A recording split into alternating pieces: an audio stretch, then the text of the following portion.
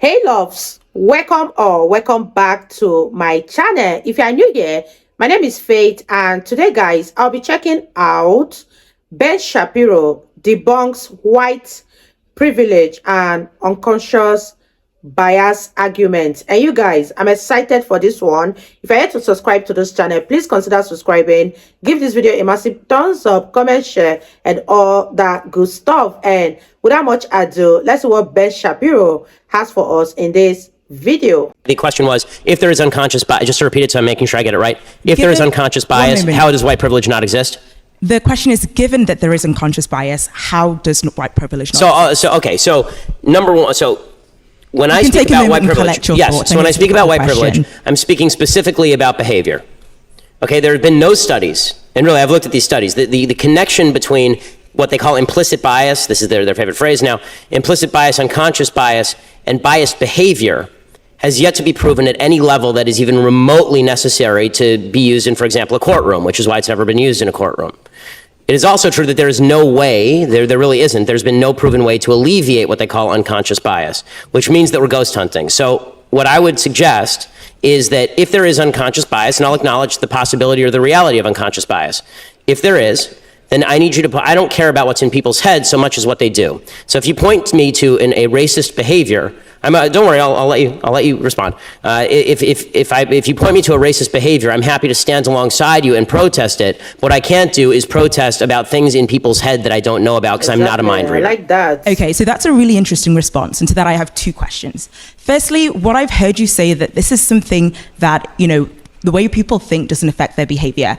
So that's the first thing you've said. So I'm really curious if you can kind of give me another example of a thought that somebody has which doesn't affect their behavior. Like, do people who, support Trump not vote for him? Like, I'm very curious about that. Yes. And secondly, So the second thing that I want to ask is that if it's something it's hard to fix, does it mean we shouldn't do anything about it? Because you said, I don't know if we can change how people think. Does that mean we shouldn't try? I mean, first of all, not a great impression. But beyond that, my voice isn't that low. But beyond that, as far as the first question, which is, do people have thoughts that don't manifest in behavior?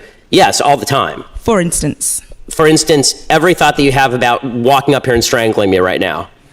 I assume like we have thoughts all the time that don't manifest in behavior, and this is true every single day. We consider thoughts that cross our minds. The problem with unconscious bias is the idea is you don't even know that you're having the thought, right? So how can you stop it if you don't even know that you're having it? But then we should be able to gauge the unconscious bias and its impact on behavior. That's why it's unconscious bias as opposed to conscious bias. The idea behind unconscious bias is that it's not even a ghost, it's a ghost of a ghost, because you don't even know you're having the thought. So people the whole idea behind diversity training is the idea that you can retrain people to stop their chain of thoughts in order so that it doesn't manifest in behavior. I don't think that every thought manifests in behavior. If it did, then every time a man saw a good-looking woman walk down the street, a straight man saw a good-looking woman down the street, we'd have a real mess on our hands. Mm-hmm.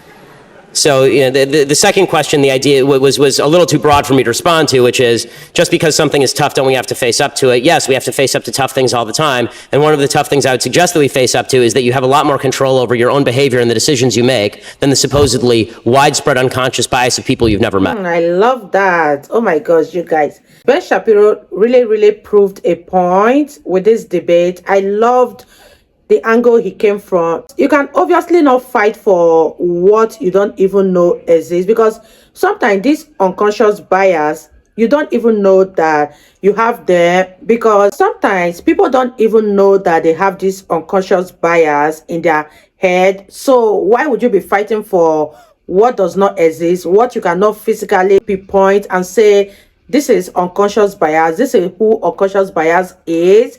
I don't know how you fight a ghost, because according to Ben Shapiro, unconscious bias is not even a ghost, but the ghost of a ghost. You don't even know that these things are in your head first to start off with. And this was a very interesting debate, and although this clip was so short, but I already learned what I needed to learn from Ben Shapiro. He passed a great message here, and I had fun with this video. If you guys totally enjoyed watching, give this video a massive thumbs up, comment, share, and all that good stuff. And let me know in the comment section if you agree with what Ben Shapiro said in this video, and I'll see you guys in the next one.